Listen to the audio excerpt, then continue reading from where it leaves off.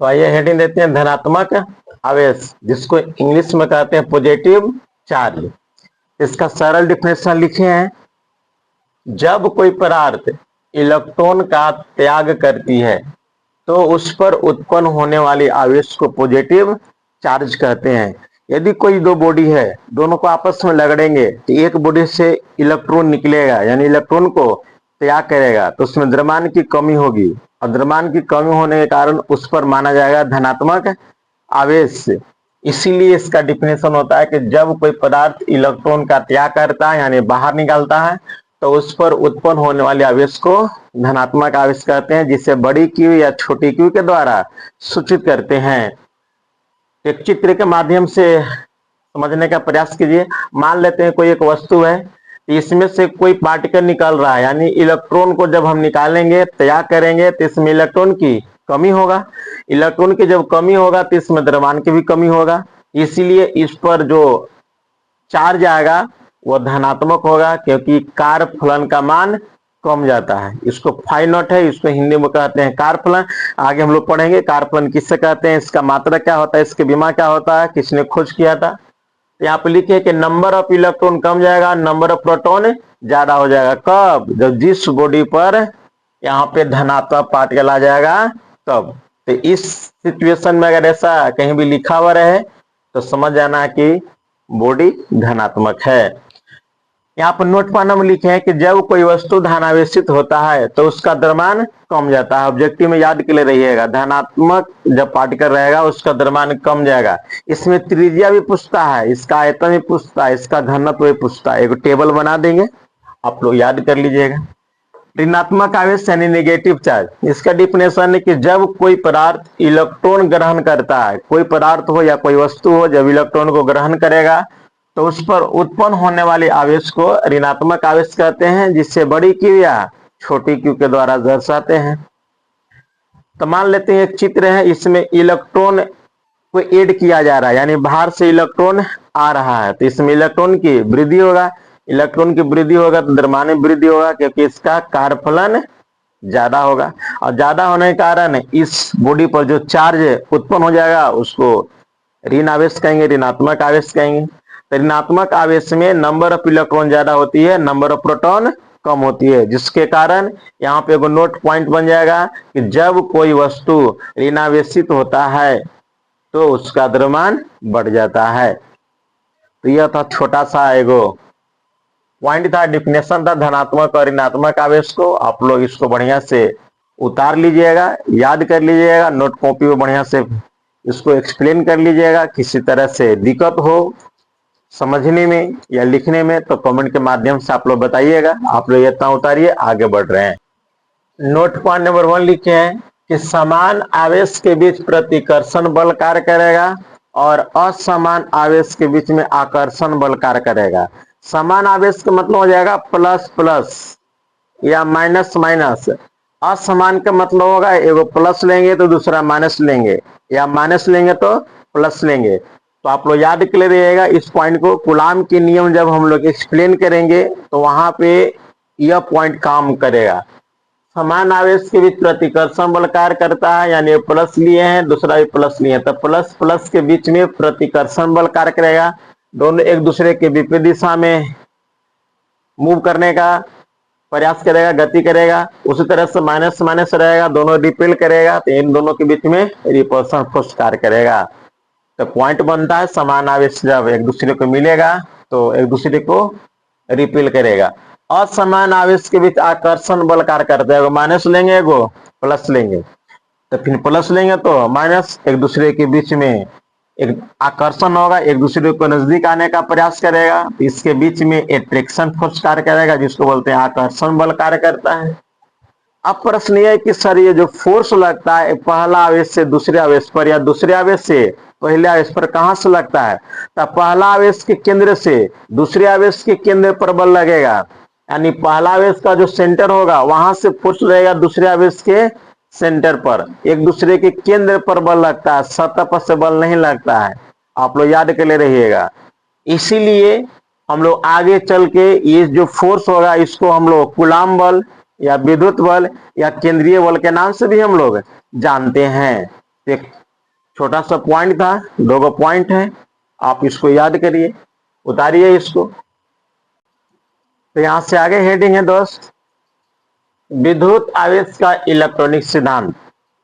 कुछ पॉइंट है, इसके बारे में डिस्कशन कर लेते हैं, उसके बाद हम लोग आगे बढ़ते हैं। तो जैसा कि हम लोग एक फिगर बनाए हैं कि मान लेते हैं यह एक परमाणु है, तो परमाणु के मध्य भाग में एक पॉजिटिव चार्ज होता है जिसको नाभिक कहते हैं। परमाणु की खोज जॉन डाल्टन नामक वैज्ञानिक के द्वारा माना जाता है, लेकिन नाभिक की खोज रदरफोर्ड नामक वैज्ञानिक ने अल्फा किरण के प्रकीर्णन की सहायता से खोज किए थे 1911 ईस्वी में।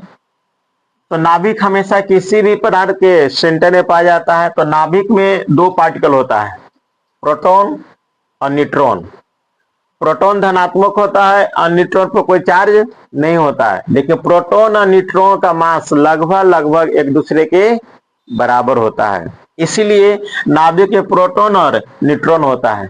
लेकिन इलेक्ट्रॉन हल्का पार्टिकल है प्रोटॉन और न्यूट्रॉन के तुलना में, इसीलिए इलेक्ट्रॉन नाभिक के चारों ओर एंटी क्लॉकवाइज में चक्कर लगाता है।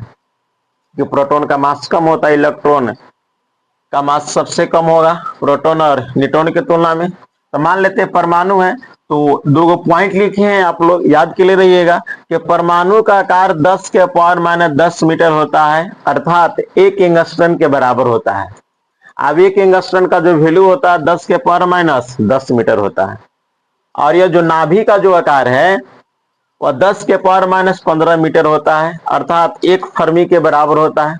1 के मतलब फर्मी समझना है, तो 1 फर्मी बराबर होता है 10 के पावर माइनस 15 मीटर होता है, और 1 एंगस्ट्रॉन बराबर होता है 10 के पावर माइनस 10 मीटर होता है। तो नाभिक का आकार और परमाणु का आकार याद कर ले रहिएगा। इलेक्ट्रॉनिक सिद्धांत में यही बात बताया गया। यहाँ पे छोटा सा पॉइंट हम लेके चल रहे हैं कि कोई परमाणु लेना है, माने कोई पदार्थ लेना है, और उस पदार्थ के अंदर में एक पार्टिकल होगा, धन पार्टिकल, जिसको नाभिक कहते हैं। नाभिक में 2 पार्टिकल हो जाएगा, प्रोटॉन और न्यूट्रॉन, और इलेक्ट्रॉन उस नाभिक के चारों ओर चक्कर लगाएगा, रोटेट करेगा, घूमेगा। अब यहां से प्रश्न आता है कि प्रोटॉन, न्यूट्रॉन और इलेक्ट्रॉन का द्रव्यमान कितना होता है। आप लोग के कोई के मन में प्रश्न होगा बने तो सर इसको यहाँ बताने का कारण क्या है। तो थोड़ा सा कारण यह है कि मास पढ़ना हमें न्यूट्रॉन, प्रोटॉन और इलेक्ट्रॉन का, इसका पूरा विस्तार डिटेल्स हम लोग पढ़ेंगे मॉडर्न फिजिक्स में, जब हम लोग पढ़ेंगे एटॉमिक ऑफ स्ट्रक्चर, परमाणु की संरचना, वहां पे इसके बारे में पूरा विस्तार से पढ़ना है। तो मास ऑफ प्रोटॉन हो जाएगा 1.673 गुने 10 का पावर माइनस 27 के जी, और मास ऑफ न्यूट्रॉन हो जाएगा 1.675 गुने 10 का पावर माइनस 27 के जी, और मास ऑफ इलेक्ट्रॉन हो जाएगा 9.1 गुने 10 का पावर माइनस 31 के जी। चार्ज ऑफ इलेक्ट्रॉन हो जाएगा -1.6 गुने 10 का पावर माइनस 19 कूलम, और चार्ज ऑफ प्रोटॉन हो जाएगा +1.6 गुने 10 का पावर माइनस 19 कूलम, और चार्ज ऑफ न्यूट्रॉन हो जाएगा 0। एक छोटा सा जानकारी था, याद के लिए रहिए, इलेक्ट्रॉन का मास, प्रोटॉन का मास और न्यूट्रॉन का मास। इलेक्ट्रॉन पर चार्ज कितना होता है, प्रोटॉन पर चार्ज कितना होता है, न्यूट्रॉन पर चार्ज कितना होता है। ये जो डाटा जो हम लोग लिखे हैं ना, यह अभी वर्तमान समय के लिए सत्य है। भविष्य में अगर कोई साइंटिस्ट आए और इनके अंतर्गत अगर कोई एक्स्ट्रा खोज कर देंगे, बोले कि यह इलेक्ट्रॉन, प्रोटॉन, न्यूट्रॉन का मास या चार्ज एडजस्ट नहीं कर रहा है, तो वहां पे यह फॉर्मूला चेंज भी हो सकता है। लेकिन यह सब जो फॉर्मूला दी गई है फिजिक्स केमिस्ट्री में, यह वर्तमान के लिए ही सत्य है। भविष्य में यह चेंज हो भी सकता है, नहीं भी हो सकता है, तो यह याद के लिए रहिएगा। आगे यहां सब जानते हैं। अगर तुमसे कोई पूछे कि मास ऑफ प्रोटॉन और मास ऑफ न्यूट्रॉन में द्रव्यमान किसका ज्यादा होता है, तो प्रोटॉन का मास और न्यूट्रॉन के मास में, इन दोनों में सबसे ज्यादा मास होता है न्यूट्रॉन का, और प्रोटॉन का मास कम होता है, लेकिन लगभग बराबर लेते हैं। तो यहां पे लिख लेना है